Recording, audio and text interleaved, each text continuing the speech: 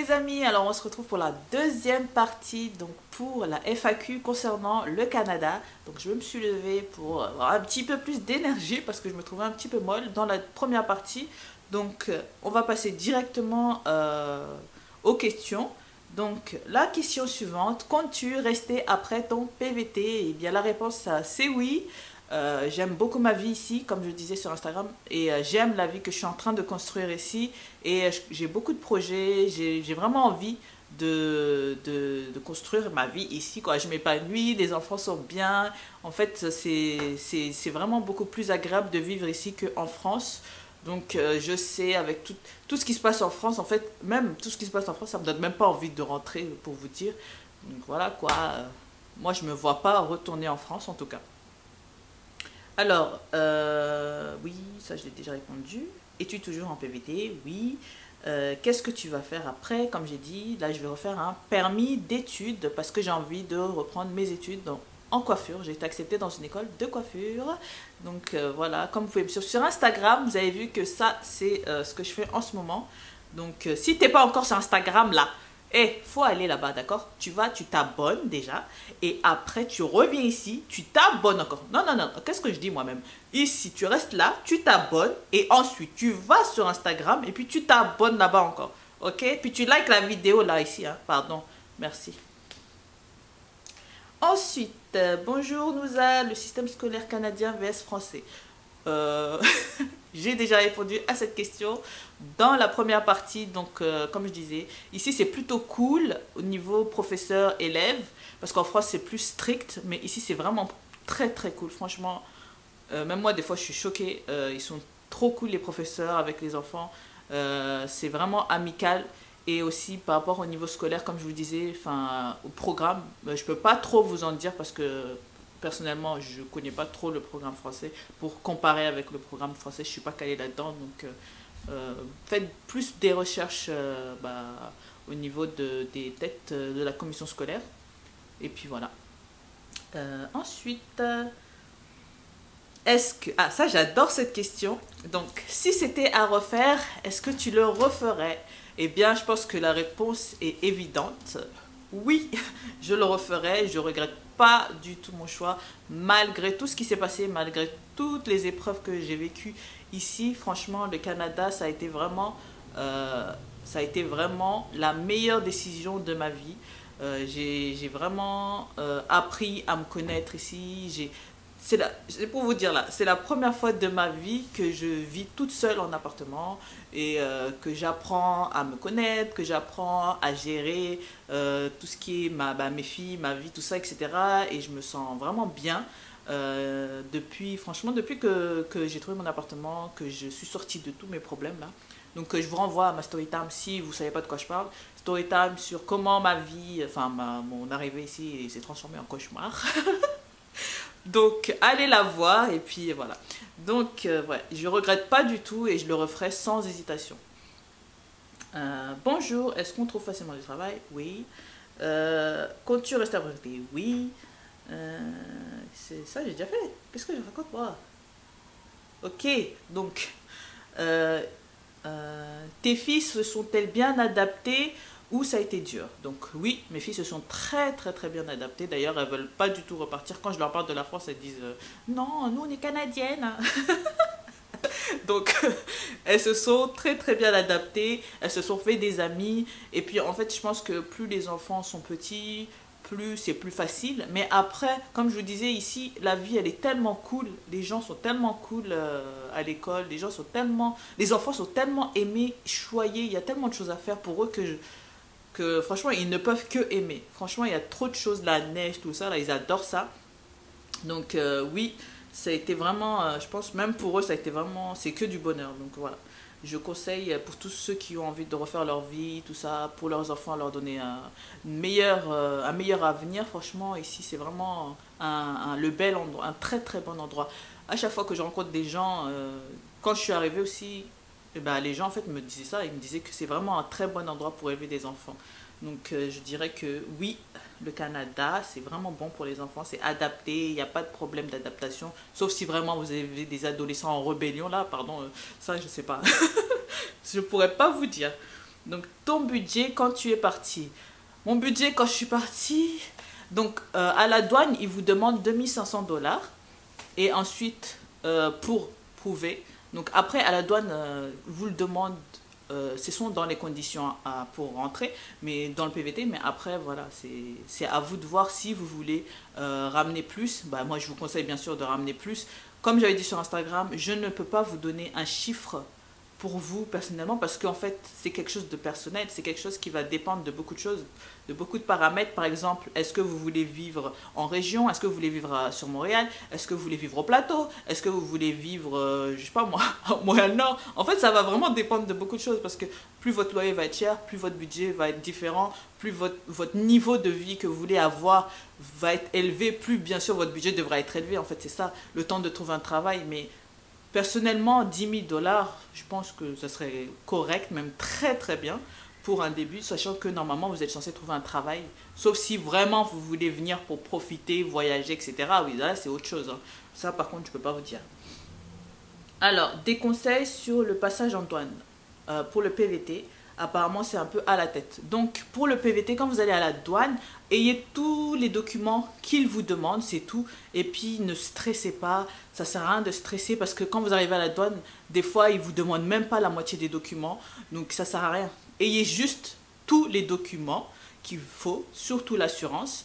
Et ouais, c'est ça, surtout l'assurance et vos 2500 $ qui doivent être sur un compte là. Mais sinon, franchement, juste répondre aux conditions.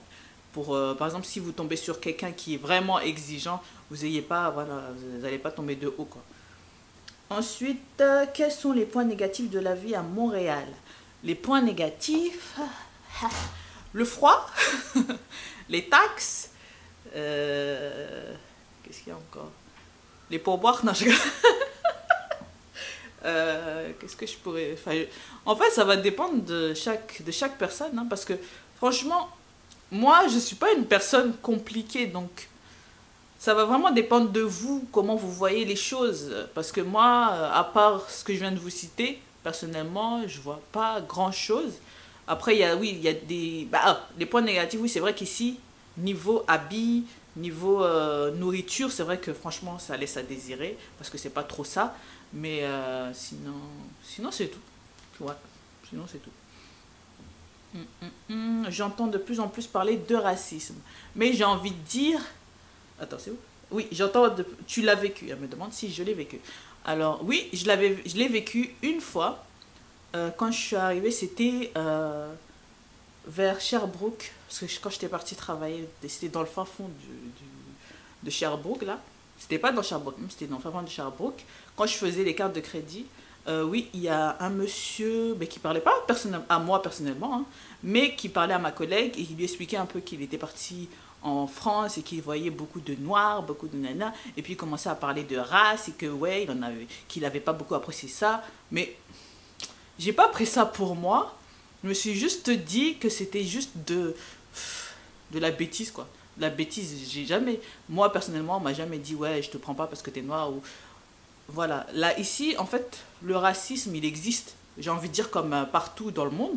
En Afrique aussi, il y a du racisme entre noirs. Donc en France, je sais que c'est beaucoup plus présent, beaucoup plus comment dire, on le vit beaucoup plus visible. Enfin, c'est plus visible. Mais ici, non, c'est pas.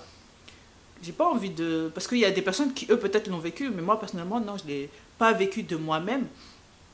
Et je sais pas comment expliquer. Parce que le racisme... le racisme, ouais, c'est assez délicat. Et j'ai envie de dire que ça existe partout. Donc, mais ici, c'est moins présent qu'en France. Voilà, si je dois comparer avec la France, c'est moins présent qu'en France. Sachant qu'en France, je ne l'ai jamais vécu, moi, personnellement, aussi. Donc après, je sais qu'en France, il y en a qui le vivent. Donc moi, personnellement, si moi, on me demande est-ce qu'en France, j'ai déjà vécu du racisme, je te dirais que non. Mais c'est vrai qu'il y en a, je sais, qui le vivent tous les jours. J'ai du mal à parler. J'en ai d'autres ici. Alors, concernant les logements. Donc, pourquoi les logements au Canada installent qu'une seule douche pour les appartements de 2 chambres et plus?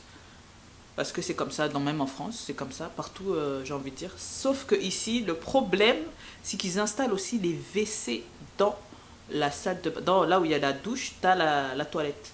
Donc c'est ça qui est négatif. Ça, par contre, c'est vrai que je déteste ça, parce que c'est vraiment désagréable. Imaginons que tu as ton gars, ton mari, qui vient là, il chie, et puis toi, là, tu vas aller te laver, puis tu as l'odeur, là, qui rentre dans ton narine. Ça, c'est quoi, ça? Ça, c'est dégueulasse. Ça, franchement, ça, par contre, ça devrait être dans un des points négatifs. Parce que ça, franchement, moi, je comprends pas.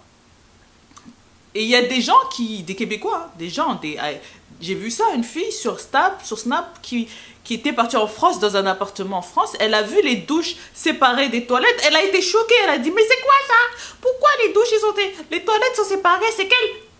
J'ai dit, mais c'est ça qui doit être normalement. C'est la logique des choses. Tu peux pas mélanger ton caca avec ta bonne odeur que tu vas aller dans la douche. Non. Ça, c'est quoi même? En tout cas, je sais pas. Je sais pas pourquoi ils font ça. Je sais pas. Parce qu'il me dit pourquoi. Moi, je dis, je sais pas. Il faut aller là-bas demander. Hein. Quels sont les quartiers de Longueuil? Je ne sais pas. Mais j'essaierai, si je peux, de mettre une photo de Longueuil. S'il y a des quartiers. Longueuil, c'est hors Montréal. Donc, si je peux, j'essaierai de faire ça. Ensuite, quels sont les documents scolaires qu'il faut pour l'inscription des enfants en primaire? Ça, c'est une question vraiment importante. Ça, c'est quand vous allez arriver, que vos enfants ont plus de 6 ans, qui doivent être inscrits par exemple en primaire, ils doivent aller à la commission scolaire pour prendre un rendez-vous. Vous devez appeler ou envoyer un mail ou aller directement et prendre un rendez-vous. Et c'est eux qui vont vous donner une feuille en fait qui va vous autoriser à inscrire votre enfant dans votre école de quartier ou je ne sais où. Ça, c'est obligatoire pour tous les enfants qui ont plus de 6 ans. Pour les enfants qui vont à la garderie, il n'y a besoin de rien du tout, juste des papiers basiques, sécurité sociale, carte d'identité, permis de travail et puis basta, c'est tout. Alors, les vêtements pour enfants à des prix abordables. Ben, les vêtements pour enfants, comme je disais, bon, niveau adulte, même enfant, il n'y a pas vraiment d'endroit où acheter des vêtements parce que Zara, H&M ici, c'est vraiment cher. Et moi, personnellement, je ne m'habille pas à Zara. Ben, moi, personnellement, je m'habille en friperie. Et pour les enfants, ben, je vais à Walmart. Walmart, je trouve que c'est un des magasins les moins chers. Et Maxi pour tout ce qui est nourriture. Donc, voilà. Après, je connais pas tous les magasins, mais pour les habits, moi, j'achète, pour mes enfants, j'achète souvent à Walmart. Alors, en avril, est-ce que l'hiver est toujours aussi rude? J'ai envie de dire oui et non, parce que l'année dernière, en avril, début avril, vers le 8, on avait de la neige. Et quelques jours après, il faisait temps normal. Donc, en fait, on va dire que c'est la fin de l'hiver qui ne veut pas partir. Donc, on va dire que c'est le début, on sent que c'est le début de la fin. Mais c'est pas encore la fin, t'as vu? Donc là, il y a le Mère Nature qui te dit « Ah, t'as cru que c'était fini hein, l'hiver là? Mais non! Elle te met un petit peu de neige, et puis 2 jours après, elle te remet du soleil, il n'y a plus de neige, il n'y a plus rien, et puis 2 jours après, il fait froid. » Bon, en fait, c'est un peu compliqué. Mais ici, c'est comme ça de toute façon. Comme ces derniers jours, aujourd'hui, là, il fait moins 10 degrés. Donc, je peux vous dire qu'il fait très très froid. Aujourd'hui, on est le combien? Aujourd'hui, on est le... Attendez. Je sais même pas quel jour on est. On est le 16 décembre. Il fait moins 10. Attendez, je vais vous montrer. Hein. Oh, ce matin, quand je suis partie déposer les filles, il faisait moins 10. Bon, faites pas attention, mon téléphone, il est cassé. Hein. Donc là, il fait moins 7. Merde.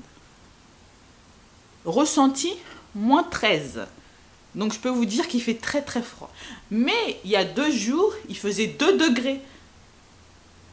Donc en fait, ici c'est comme ça. Le matin, il peut faire froid. L'après-midi, il peut pleuvoir. Le soir, il peut neiger. Donc en fait, ici, c'est un petit peu du n'importe quoi. Je crois que Mère Nature, là, elle a des problèmes d'humeur des fois. Donc voilà. Mais sinon, voilà. Le temps ici, c'est un petit peu dur. Donc si vous voulez venir, préparez-vous psychologiquement au froid. Parce que c'est quelque chose d'assez difficile quand ça arrive. Bon, là, on n'a pas encore eu beaucoup de neige. Là, bah là d'ailleurs, il ne neige pas. Là, il y a ciel bleu. Mais comme je vous disais, il fait moins 13 degrés, ressenti moins 13 degrés. Donc, ça veut... Il fait froid quoi. Tout à l'heure j'avais les doigts qui étaient sortis même pas 2 secondes, ils étaient tout gelés, j'ai cru que j'allais les perdre. On va mourir, on va devenir des bonhommes de neige. Bon, j'ai fini, je vais vous laisser là. Et puis, je vous dis à très très bientôt. Je vous fais des bisous. Abonne-toi si ce n'est pas encore fait. Abonne-toi si ce n'est pas encore fait. Hein. Et va sur Instagram. Va là-bas aussi. Tu t'abonnes. Et tu m'envoies un DM si tu veux. Si tu veux me poser encore des questions, je ne sais pas moi. Si tu veux me dire bonjour, il n'y a pas de problème. Tu m'envoies tout ça là-bas. Je vous fais des gros bisous. Je vous dis à très bientôt. Je suis très contente de vous refaire cette vidéo. Et voilà, à très bientôt.